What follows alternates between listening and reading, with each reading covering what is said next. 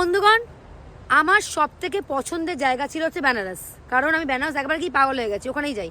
আর আমাদের মানে কলকাতায়, তোমরা কিন্তু কেউ জাজ করো না, কলকাতায় হচ্ছে সবাই দীঘা, পুরী, মন্দারমণি, দার্জিলিং এইসব জায়গায় শুধু ঘোরে। আমার দীঘা বা মন্দারমণি ভালো লাগে না, নাহলে বারবার যেতে পারি। তো আমি ওই 2-3 দিনের ছুটিতে বেনারসই যেতাম শুধু, কারণ বেনারস আমার খুব পছন্দের। আর আমার বাকেট লিস্টে এই 2-3 ট্রিপের মধ্যে এই ঋষিকেশ জায়গাটা আমার আরও পছন্দের লিস্টের মধ্যে চলে এলো। মানে এত ভালো লাগছে, এখানে এত কিছু করার আছে।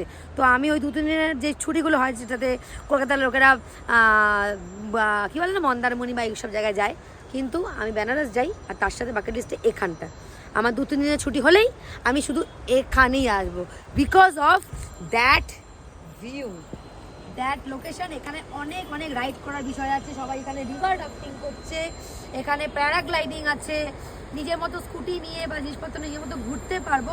তো এর থেকে ভালো লাগার আর কিছু নাই।